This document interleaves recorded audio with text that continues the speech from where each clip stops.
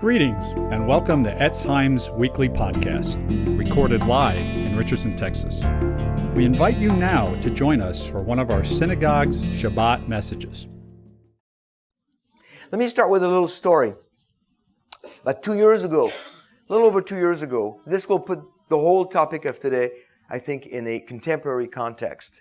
About 2 years ago, I was doing what I do almost on a daily basis, looking at what was going on in the world, reading articles, getting news. And first week of 2015, I found out that there was an attack on a newspaper in Paris that the name has become famous because of that attack, Charlie Hebdo. Most of you remember this, the people saying, Je suis juif, or I am a Jew, this big global sign of support. And then the next day, a police officer was killed on the street of Paris. And then the next day, there was a hostage situation in a kosher supermarket. And so I'm watching the news day after day, and then I'm going on my computer that morning, and I look on the screen and I go, wait a minute. I know where that is. That kosher supermarket is 500 yards from where my mother lives, the house where I grew up, on the edge of Paris. The supermarket is in Paris, but it's like right on the border, on the east side of Paris. So I watch very closely. This is very personal to me because it's like right there. I used to go to that supermarket. I know exactly where it is. And then I watched the news develop, and the man is he's taking hostages, and eventually he killed four Jewish people that were shopping on Friday afternoon on Shabbat. This was definitely a targeted attack on a Jewish community on Friday afternoon on Shabbat. Well, I called my family, I found out that my niece was in that supermarket 15 minutes prior to the man coming in with a little boy and shopping for Shabbat, and then she went back home. And she turned the TV on and she's like watching the news and she sees what's happening 50 yards, that she lives 50 yards. She's moved since, but 50 yards from the supermarket. Then I called my mother. At the time, she was 85. She's still alive. She's just moved away from the home where she was. I call her. This is a house where she grew up, 500 yards from that supermarket. And this is the house where she grew up. This is the house where she saw her father hide in the basement during the Second World War when she was 15 years old. This is the house when she saw the Gestapo come to the front door to take her father to Auschwitz. She never saw her father again. This is that very house. She's lived there her whole life. I call my mother and I ask her if she's okay. She's nervous. She's heard what's going on. My sister lives in the area. I said, don't worry. My sister's name is Brigitte. I said, Brigitte will come get you when it's safe. Just stay put. Lock the doors, just stay by the phone. My mother starts crying. And then she asked me this question. She goes, Olivier, are they coming back for us? 85 years old woman who's lived through the horrors of the Holocaust, who saw her dad taken when she was 15 years old, never saw him again. She gets to live through this a second time? Is that where we're going? Well, that's what I want to talk about this morning. I want to give you an overview of global anti-Semitism. So first, I'm big on definitions. We don't have to agree on everything, but I want to make sure that when I say a few words, you know what I mean by it, so at least you'll know where I'm going with this. And then I want to look at three different aspects of global anti-Semitism. I want to look briefly about the Middle East, then I want to look at the European Union, and then I want to look at America. I understand this does not cover the entire world, but those three will give us a good overview of what's happening globally. And then hopefully, if we have enough time, by 5 p.m. tonight, well, you think I'm joking? No, I am joking, actually. If we have enough time, we'll look at the believer's response. The believer's response to what's happening. How can we make a difference? Should we just go home, shut our door, and wait for Messiah to return? I think we can do a little more than that. Yeah. And so we'll do that. And I want to invite you, if you have questions, don't ask them. Why is that? Well, because we have a second session. You're all invited. And that's when we're going to have questions and answers and discussion. And you can ask any question you want. Okay? I will even give you my secret recipe for chopped liver. Okay? But you have to be nice, though. Okay, now, on the first slide here, let's start with a definition. And on the definition you see, I hope you see on the screen, there's one word that I changed the color, I put it in red there, the word irrational. And I want you to keep this word in the back of your mind as we go through the entire message this morning. Irrational. Because this is what describes the anti-Semitism that we're seeing today. Irrationality at a very high level, which is the topic of my next book. Anti-Semitism is the irrational hatred of the Jewish people characterized by destructive thoughts, words, and or actions against them and or their property. It's a very simple definition, really. It's the irrational hatred, irrational, of the Jewish people characterized by either thoughts, words, or actions against that very group of people. Now, everything about anti-Semitism is wrong. Everything about anti-Semitism is not biblical. It involves people against people, human beings. But all of us, including all of us here today, are sinners, fallen people, redeemed by the Messiah. Amen? So before we start pointing the finger at the enemies and at those people that are anti-Semites and hate the Jews and want to kill the Jews, let's remember Jeremiah 17:9. The heart is more deceitful than all else and is desperately sick. Who can understand it? Of course, God can understand it. But we all have the ability, and some of us the propensity, to sin and to hate. Okay? To hate is a lot easier than to love. And it's in us as fallen people. So we just need to remember that, because that's going to keep us in balance with what the rest of what's going on and how we can interact with those who hate Israel and the Jewish people. 3 kinds of anti-Semitism. We can look at this from different ways, but I think this is a good division. 3 kinds: classic anti-Semitism, new anti-Semitism, and end times anti-Semitism. The way I look at it is a historical spectrum, okay, from the beginning to today. So it's on a historical spectrum. You can look at it, different kinds of anti-Semitism, social, academic. That's not the way I'm looking at it, because I find that looking at it on a historical spectrum is easier to follow. And then within that spectrum, we can look at different times where it was more social, more ethnic, more academic. That makes more sense to me. I hope it does to you too. So first, classic anti-Semitism from the biblical days to the Holocaust. That's the biggest section, okay? And it did not start from the biblical days. Somebody didn't wake up and say, okay, Abraham, the father of the Jewish nation, let's start being anti-Semitic and hate the Jews. It's not the way it started. It did not happen in a vacuum. One morning people woke up and said, let's hate the Jews. Okay? That's too simplistic. It happened over a period of time. What became the apex of classic anti-Semitism at the time of the Holocaust started simply with theological anti-Judaism. It was just a theological difference between Christians and Jews. We don't think alike.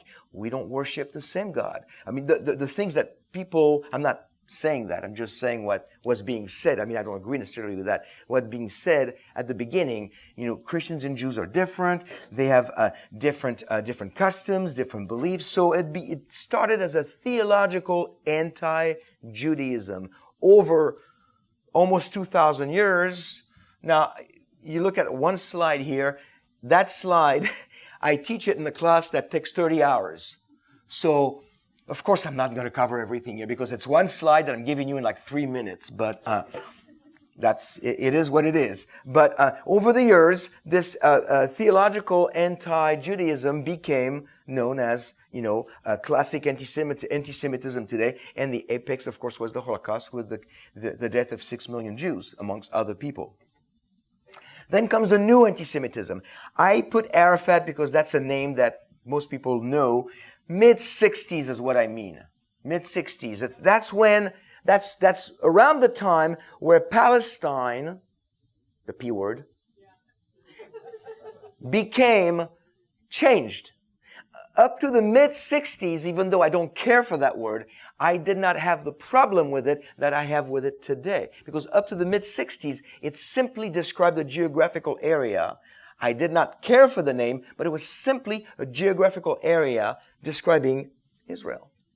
A name describing the geographical area of Israel. Then, in the mid-60s, starting with Arafat and people after him, it became a displaced people. It became a political movement. It became what it is today, which of course is not based on the truth. So the way Palestine and Palestinian is used today, I just can't support that. But prior to mid-60s, when it just described a geographical area, I don't care for the word, but I could see that it didn't bother me the way the new usage of the word is today. So the new anti-Semitism from Arafat to today. That is where the victims and the perpetrators have been switched.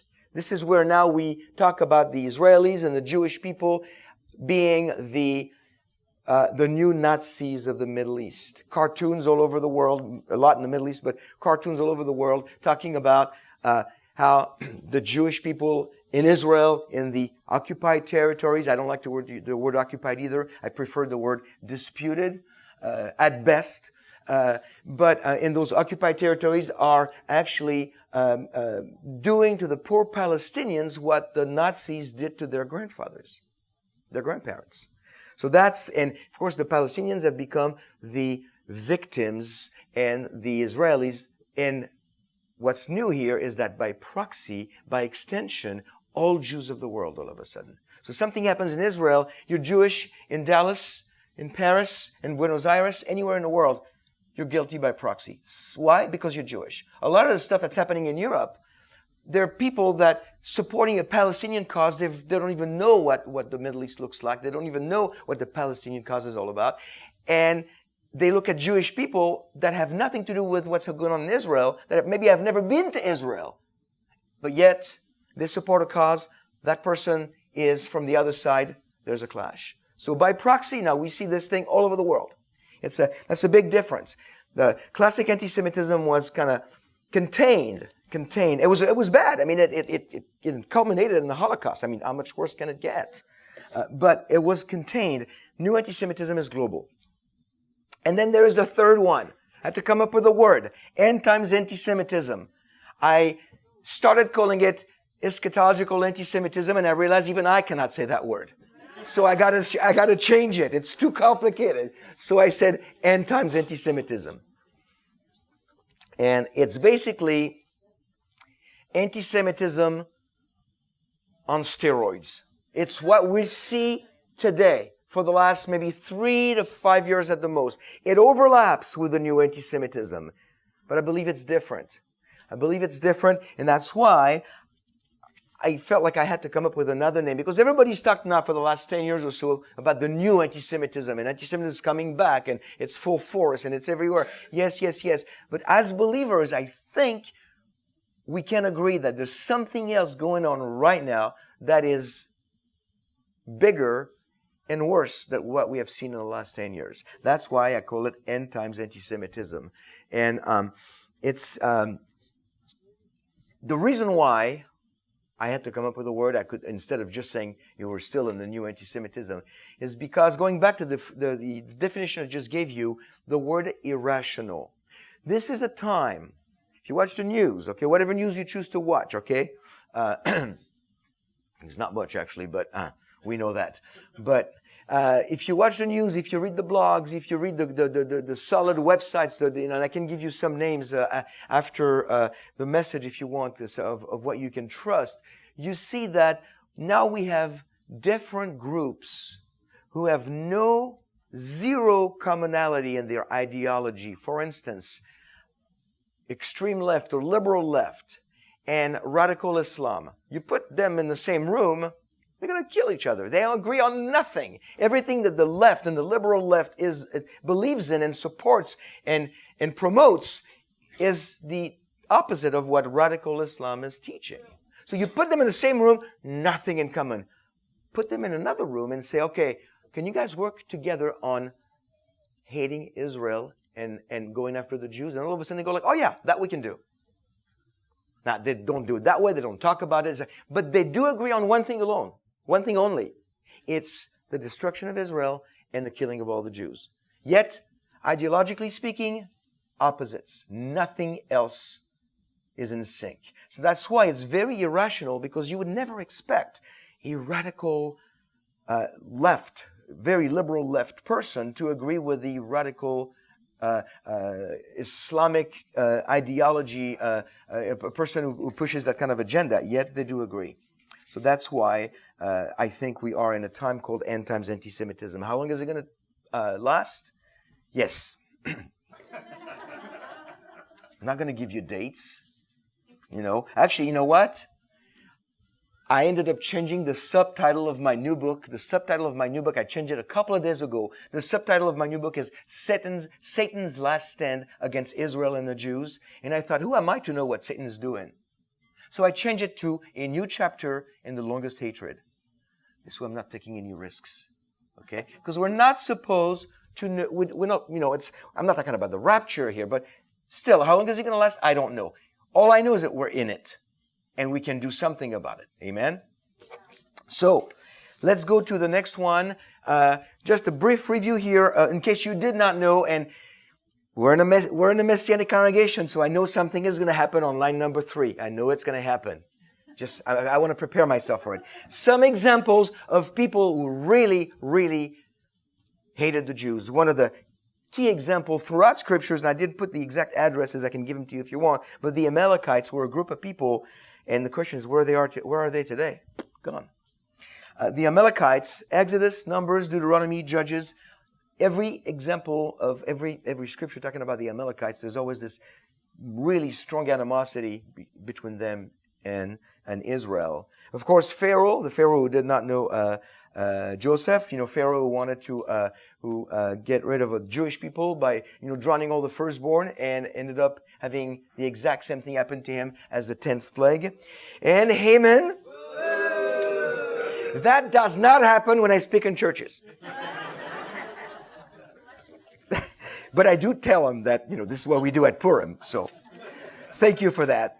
Haman, in the book of Esther, who ended up building gallows for Mordecai, and he ended up, we're never going to finish this, and he ended up hanging on the gallows. And this is another example of a perfect realization of Genesis 12:3. I will bless them who bless you. I will curse them who curses you. Blessing for blessing, curses for curses. It's not always the same, but in those two examples, it is what happened. So we have some of the enemies in the old days. Now, as we continue, I want to tell you about a few things that are going to happen. Again, we know it's in the future. We know things are pretty much, most of everything is in place now. How is it going to happen? When? We don't know, but how? We have an idea. All nations come against Israel on the issue of control over Jerusalem, as seen in Zechariah 12:1-3. I was talking with your rabbi last night. We were discussing all nations.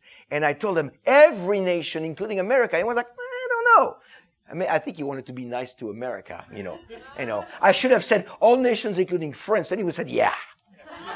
Yeah. But I said, including America, and he said, Olivier, we don't know. Back in the days when Zechariah wrote this, many nations did not exist. That is correct. But Rabbi, Zechariah was a prophet.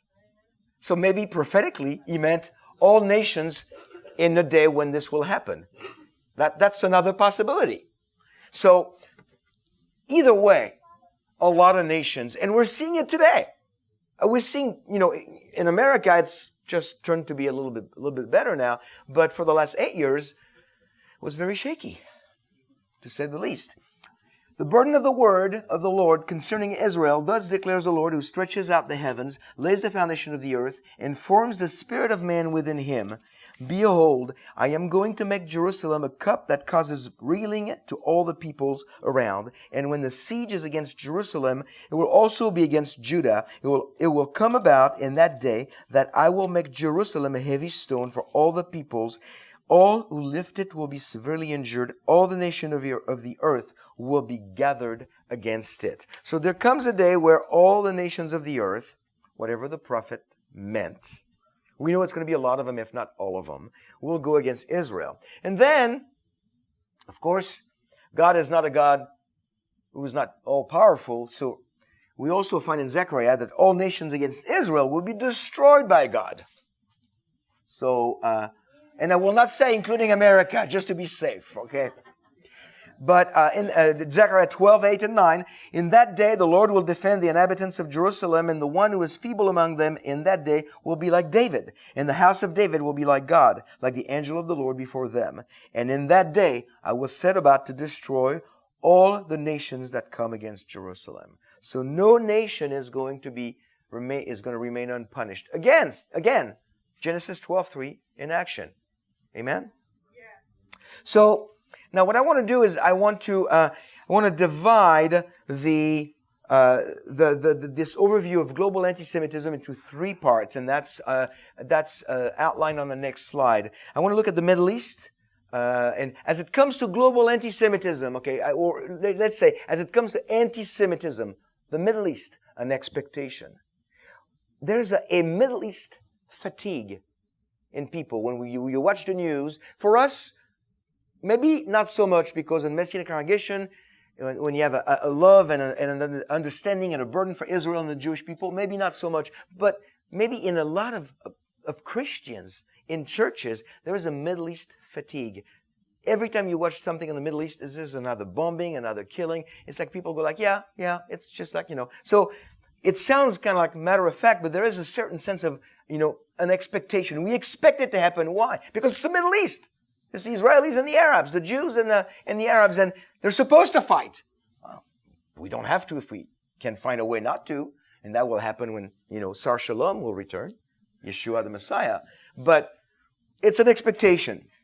We'll talk a little bit about that. Then we'll look at the European Union, a grave concern. I'm very concerned about what's happening in the European Union. And that concern, I talk about it in my next book, that concern really should concern all of us, because it's a really good example, a good precursor of what is coming to America and to the rest of the world.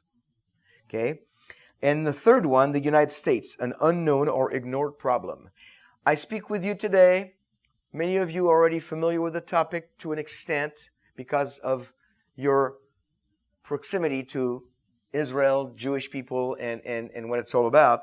But I speak in a lot of non-Messianic Christian churches, and very often I have to go back to very, very basic, because people do not know what's going on. They don't understand what I'm talking about. And when I'm done sharing, they go like, really? I had no idea. So in the United States, it's either unknown or by choice ignored, which is very sad. So Middle East. Middle East, an expectation. Of course, I'm not telling you anything you don't know. At war, I believe that Israel has been at war since 1948, one way or the other. We've seen two intifadas. There's been more intifadas. Intifadas means a struggle. Means upright, not the struggle. It means the uprising.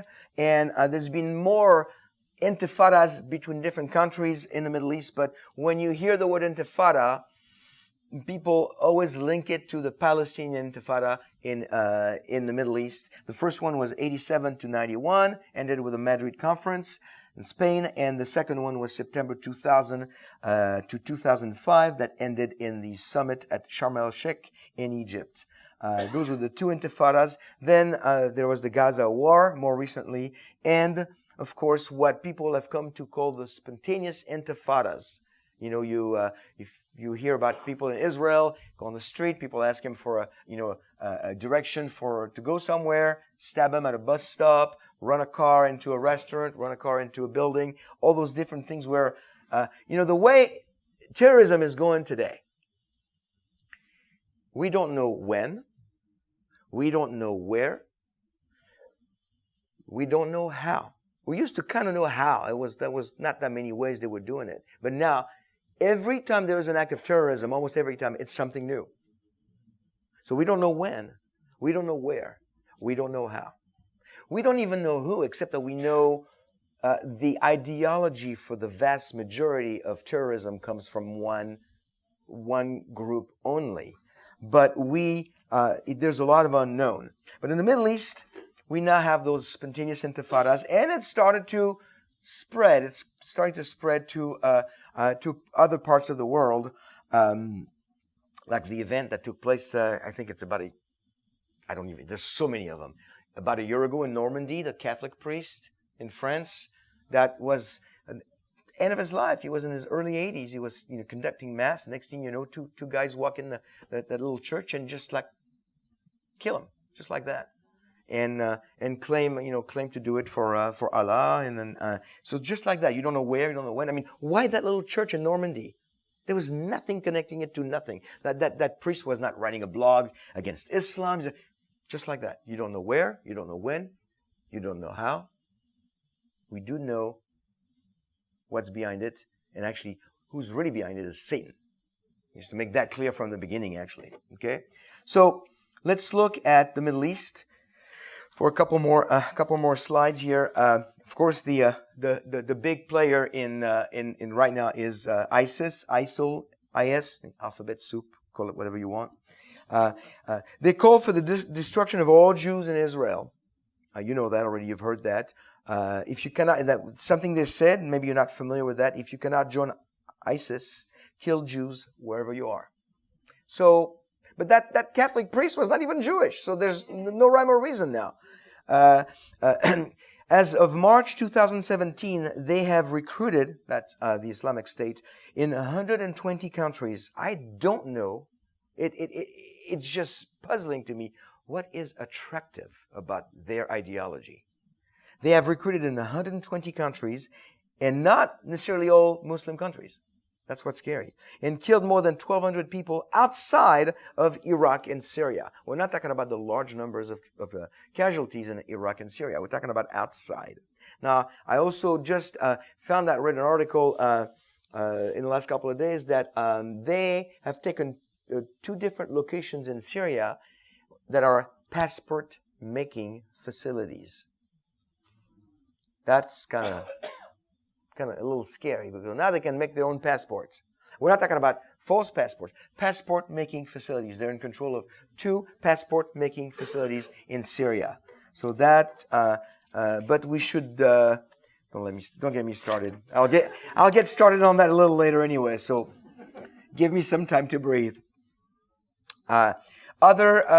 Other radical Islam groups like Hamas, Hezbollah, Al-Qaeda, Boko Haram, different parts of the world. Of course, Hamas and Fatah, their push for the unilateral 2-state solution.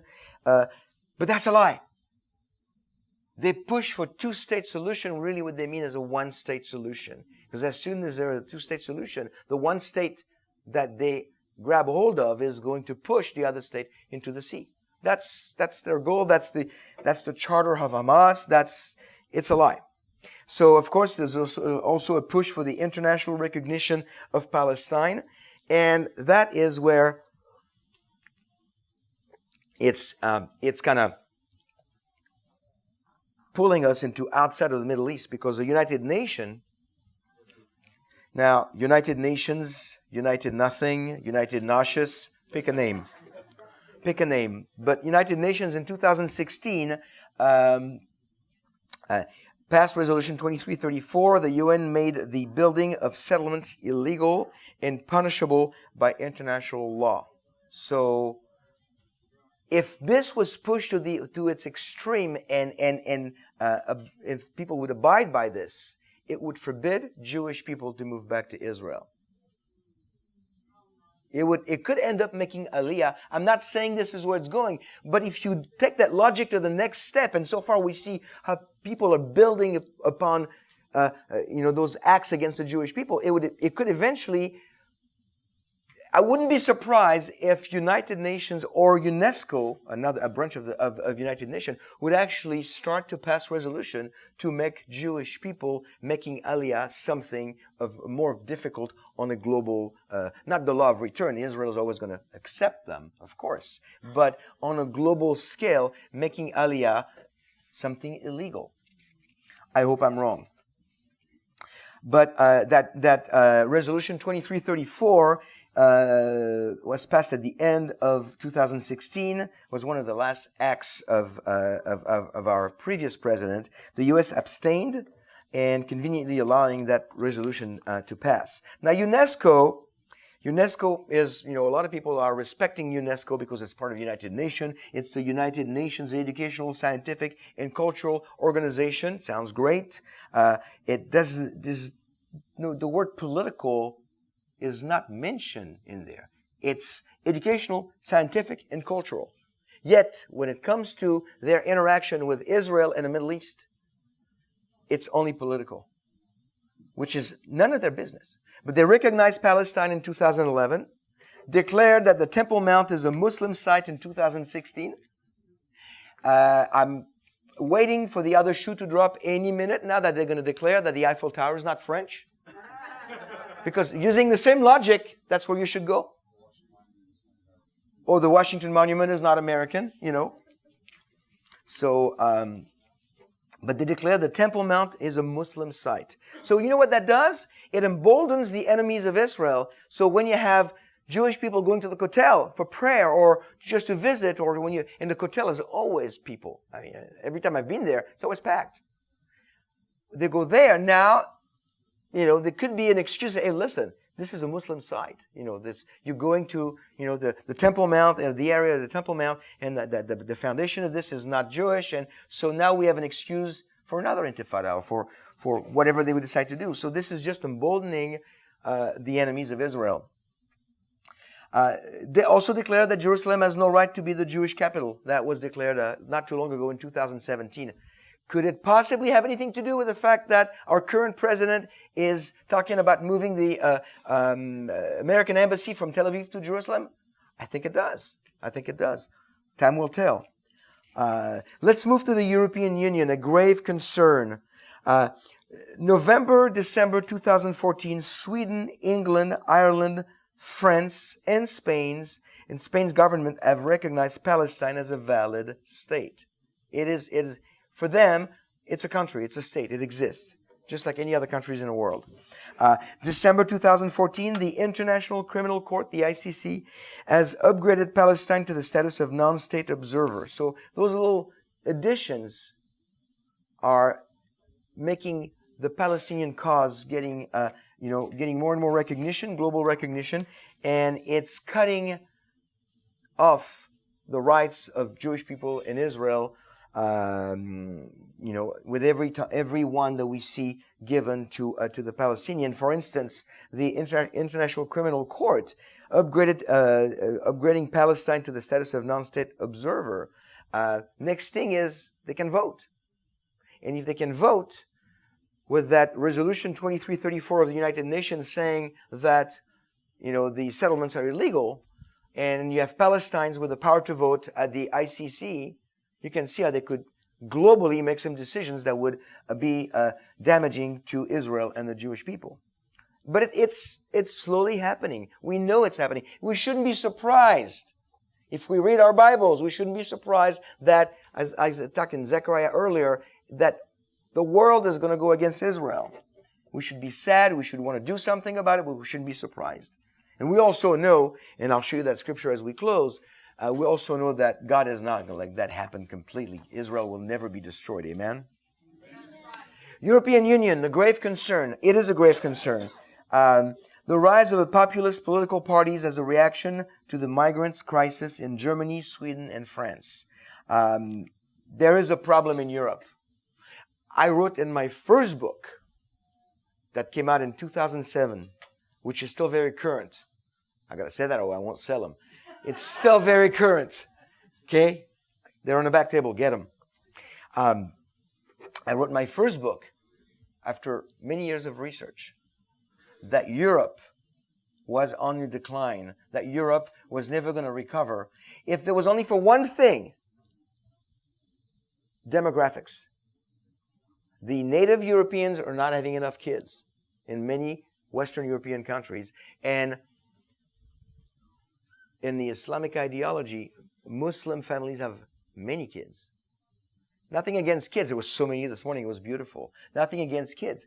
But we should have more kids too, so we can balance the imbalance. But so what we see here, the migrant. I got to be careful what I say about Germany, by the way, because today with us is the director of Germany for Chosen People Ministries, Vladi over there. So I got to make sure I say I say something that's accurate, or he's going to come to me and say, Olivier, well, what's, the French, So we have to be very careful. But what I see in Germany, I see borders are being opened, people are not being vetted. Now, how do you explain? I mean, we have ISIS making their own passports now, real passports, and now you have countries like Germany opening the borders to more people. Now, I feel for the crisis, for the real migrant, the real people that are leaving Syria, fearing for their lives, wanting to come to another country to save their family or to get a better life, or both. I feel for them. But nothing is really in place to know exactly how to spot them from the real enemy. So that we have to have something in place. That's what's dangerous. And of course, the new president of France is in favor, even though a lot of Jewish people voted for him, and he is not as bad as Marine Le Pen, the extreme right woman that would have been very bad for France. And we can talk maybe about that more in the second session. But the president of France is really opening his borders to the borders of France to more migrants, saying that Islam is welcome in France. And listen, Islam, not every Muslim is a terrorist. Not every Muslim is a terrorist. But I don't believe that Islam is the religion of peace. I don't believe it is. I'll tell you why. I'll tell you why, since you didn't ask. Islam has a book called the Quran. I have not read it cover to cover. I have a copy on my shelf. I've read parts of it. It's boring. But I read the parts that I wanted to know in context. And from what I understand, if you want to be an Orthodox Muslim, a Muslim that really abide to the laws of Islam, you have to obey the Quran. And in the Quran, there are many verses that talk about killing the infidels, and then I will spare you the details. Now, people always say like, oh yes, but those are, those verses are, we don't have to follow those verses. There's also a thing in Islamic ideology known as the law of abrogation. If a verse was inserted in the Quran historically after another verse, it takes over. It takes precedence. It's known as the law of abrogation. Every Muslim who studies the Quran knows that. So any kind verses that you find in the beginning chapters of the Quran will be abrogated by the other verses talking about killing the infidels, maiming the infidels, and all those things. And what about all those moderate Muslims? Well, what is a moderate Muslim? I think a moderate Muslim, what I think is it's a cultural Muslim. My mom and dad were Muslim. I'm born in a Muslim country. I'm a Muslim. I don't really read the Quran. I don't understand. I just try to pray 5 times a day. I'm not even sure what it means, what I say. I mean, like many Jews, like many Catholics, nominal, cultural, do it because the family does it. So those are the Muslims that are, they're not necessarily dangerous. They're not terrorists. There's only 10% of Muslims who are, potentially radicalized. Of course, 10% of 1.5 billion is 150 million. Is that what it is? So we shouldn't worry, right? It's half of America. So, we shouldn't worry. But we just have to understand this, is that not every Muslim is a terrorist. Just like not every German was a Nazi. We do not want to paint with broad strokes. That's never good. That's never good. But then the question is, where were the Muslims in Manchester saying anything on the street, saying anything to their government? Said no. So are they scared of their own people? Because you see also that within Islam there is some animosity between different ideologies within the same Islamic ideology. So they don't even agree with one another. And we see the rise of Islam in the European Union. France, for instance, is the largest community of Muslims in Europe. And also the third largest Jewish community is in France. With the rise of Islam and the rise of globalism and political correctness, this is like a powder keg on a short fuse. Because the more people coming, not being vetted because of political correctness, and we want to give them a chance to integrate. Well, listen, Muslims who are doing what they're doing today against the rest of the world, and the Jews in particular, have not integrated. They're not interested in integration. They're not interested in becoming part of the community. And that's the only people group that does it that way. You have Jews in all over the world. We're Jews at home.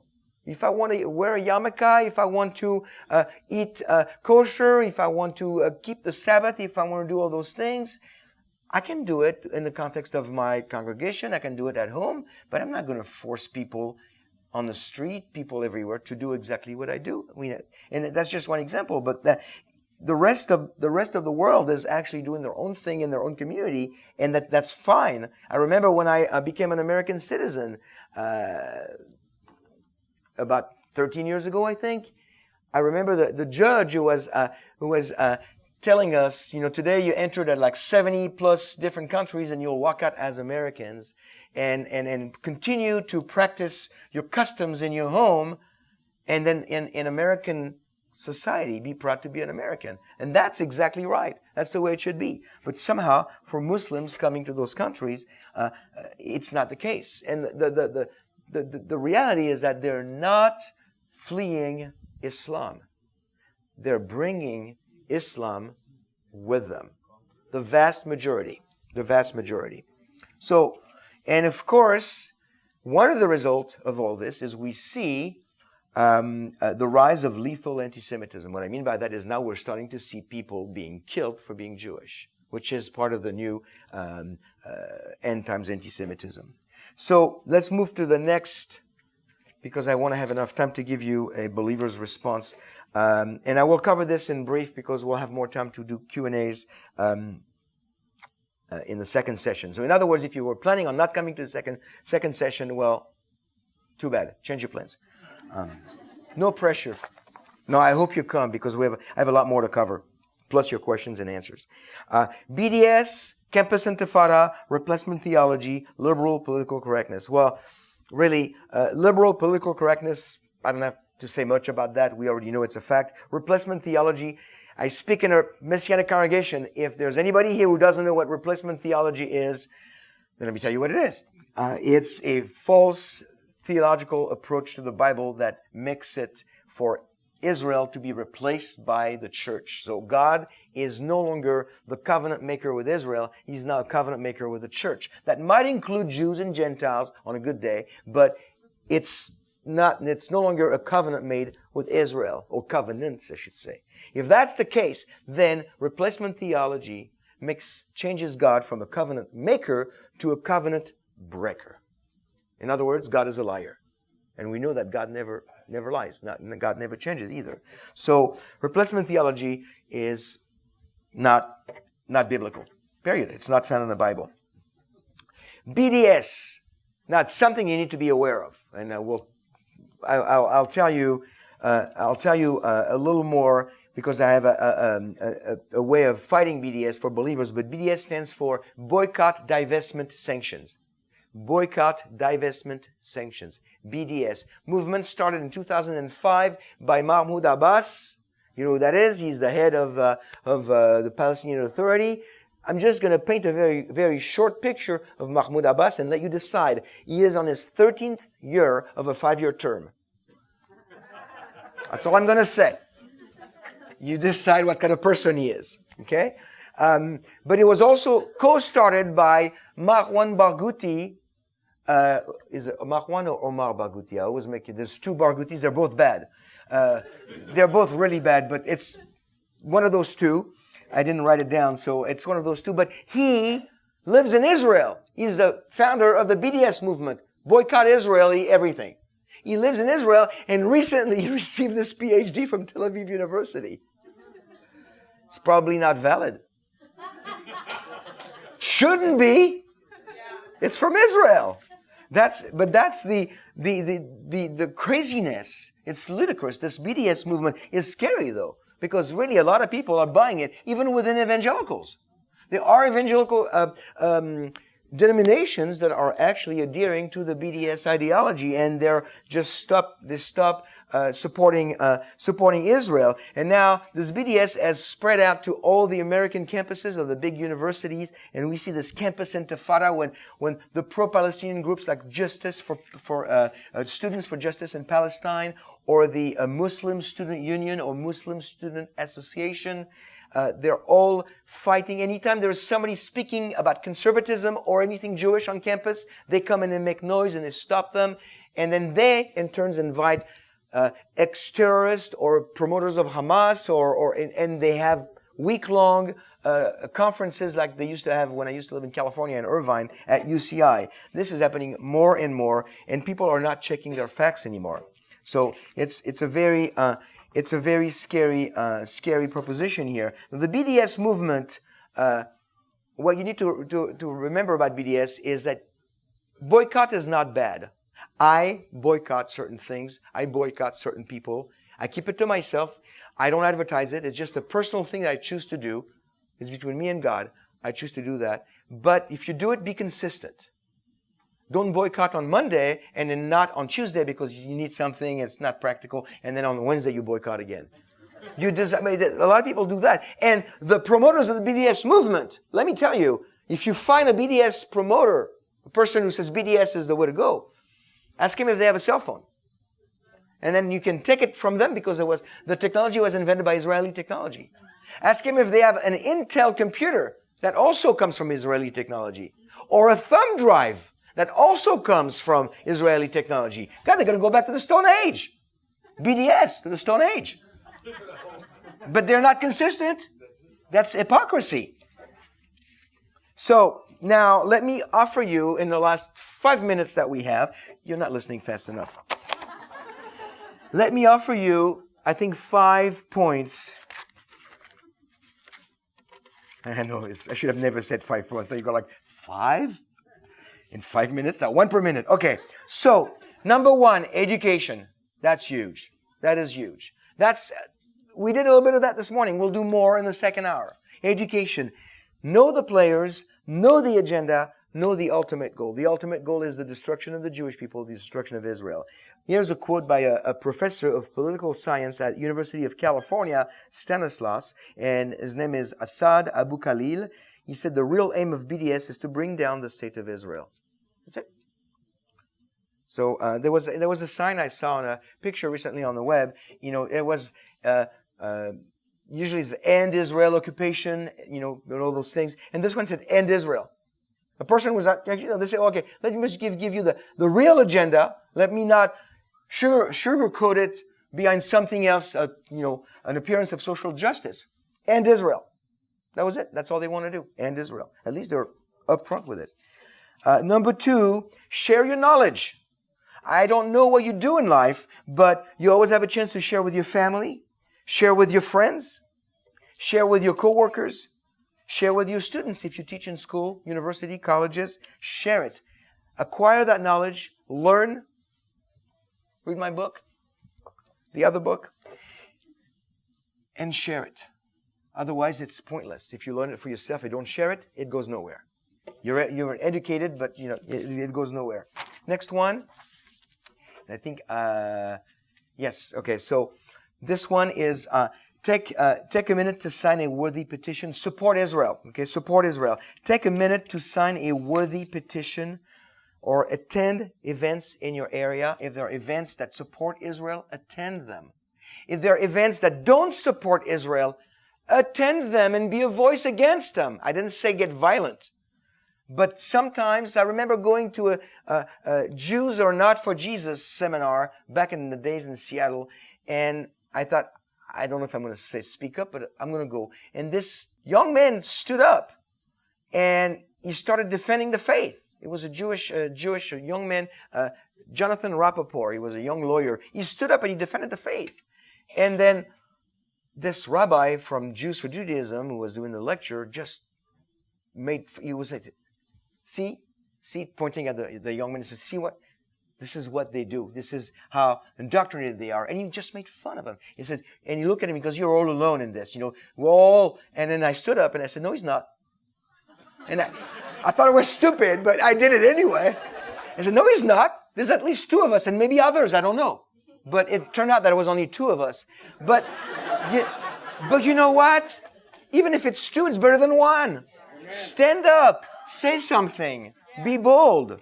So that was years ago, and I don't know what happened to Jonathan. He's probably a really successful lawyer, and I'm a missionary. But it doesn't matter. We stood up together. Attend events in your area. Call the local synagogue to offer for help. The non-Messianic synagogue. If you see something happening, say something, but do something. You can call and say, can we help you? They defaced your wall. They broke your window. Whoever they are, can we help? Can we come help? And repair? Can we offer our help? And say what you do it because you are Bible believers. You are believers in the Bible, in Yeshua, and that's why you want to be part of the solution, not part of the problem. Be bold about it. Be vocal. Next one is I know I changed one this morning and I give you a... Okay, well, we're fine. So next one is number 4. Yeah, number 4. Yeah, yes, okay. Confront revisionism with facts and with the Bible whenever possible. Confront revisionism with facts and with the Bible whenever possible. Just, share the truth from the Bible. If you have... sometimes we talk to people that actually will listen to the Bible. If they do, use that. But stay away from character assassination. Don't just throw names at people and because then we become like them. I mean, character assassination it brings nothing. It brings nothing. But we need to speak up. We need to support Israel. We need to speak up. Number 5. Let me give you the believers BDS. Buy, defend, sustain. BDS. The believers BDS. Buy Israeli products. Now, people tell me all the time, maybe not so much you, but they tell me all the time, I don't know Israeli products. Well, you want to find them? Go to a BDS site and they'll tell you what not to buy. Use them against them. That's how you can find them. It's that easy. So buy Israeli products. When you buy an Israeli product, go tell the store owner, thank you for carrying those products. It makes a difference when we support Israel. That's a little education for them. They might not even know. And they might even ask you, what do you mean? Say, well, because we need to support Israel. It's a country, and then you can get into sharing the gospel. You never know. So buy Israeli products. Tell the store owner about it. Defend Israel with the truth. It's speaking up against the lies that are being disseminated against Israel and the Jewish people. And sustain Israel with prayer. That I'm sure you already do. And we not only I'm sure, but we did it this morning. So let me finish with 3 scriptures. Who we fight. Who do we fight? Just keep that in mind because the battle is won. Amen. But remember who we fight. Ephesians 6:12. For our struggle is not against flesh and blood, but against the rulers, against the powers, against the world forces of this darkness, against the spiritual forces of wickedness in the heavenly places. Who we pray for. Also, something that makes us believers different from the rest of the world. That's a verse I wish was not there when God reminds me that I need to pray for my enemies, for the Palestinians, for ISIS, for all these people that hate my people. But I say to you, love your enemies and pray for those who persecute you. I don't want to do that. Do you? It's hard. Sometimes it's hard to pray for your neighbor who has a tree that's hanging over you. And you want me to pray for my enemies? You want me to pray for the people who killed my grandfather? You want me to pray for the people who want to kill my mother? I don't want to pray for them, but that's what makes us different. We're hypocrites if we don't do that. Remember now who we serve. Who we serve. Jeremiah 31, 35, and 37. Love that passage. Thus says the Lord, who gives the sun for light by day, and the fixed order of the moon, and the stars for light by night, who stirs up the sea so that its waves roar. The Lord of hosts is his name. If this fixed order departs from before me, declares the Lord, then the offspring of Israel also will cease from being a nation before me forever. Thus says the Lord, if the heavens above can be measured, and the foundation of the earth searched out below, then I will also cast off all the offspring of Israel for all that they have done, declares the Lord. This is the God who we serve, the God that will never forsake Israel, the God that will go after the enemies of Israel. It's also the God who wants us to do something. He wants us to get off our tuchas, that's Yiddish for buttocks, Okay? He wants us to get off our tuchas and speak up and do something. Let me give you a quote to finish. I said I'm going to finish 3 times. I know. All preachers do that. I'll give you a quote to finish by Ian Kershaw. He is a historian. The road to Auschwitz was built by hate, but paved with indifference. And let me give you my addition to it, my personal addition. The road to another Holocaust is being rebuilt by hate, but now paved with political correctness and apathy. Anti-Semitism builds an unlikely bridge and creates unexpected bonds between us and the rest of the Jewish community. I really believe that. I really believe that we can use anti-Semitism to our advantage by knowing about it, by fighting it, and by sharing with the rest of our Jewish community why we fight it, why it's not biblical, and how we need to hold hands together. Final slide, my favorite. This is what my next book might look like. I say might because it's not printed yet, but it's the most recent update on global anti-Semitism and the believers' response. It's a result of 5 years of research. It's about 350 pages. It's got almost 400 footnotes. And actually, my editor happens to be here today. Here she is. Raise your hand, Joni. She cracked the whip for several years, and she's here today. So anyway, thank you so much. I hope you come to the next session at 2 o'clock, I guess, because I'm sure you have questions. If you don't have questions, I will make them up. And I would love to continue fellowshipping with you between 2 and 3. Let me close with a word of prayer. Heavenly Father, thank you for giving us the knowledge and giving us the boldness to do something with it.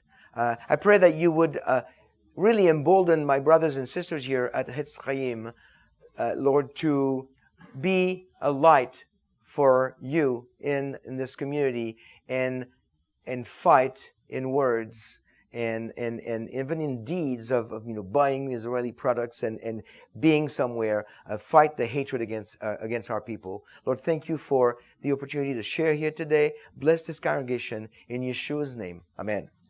Thank you. For more information, visit us at www.etzheim.org. That's spelled EITC-CHAIM.org. Or join us in Richardson, Texas for our weekly Shabbat services.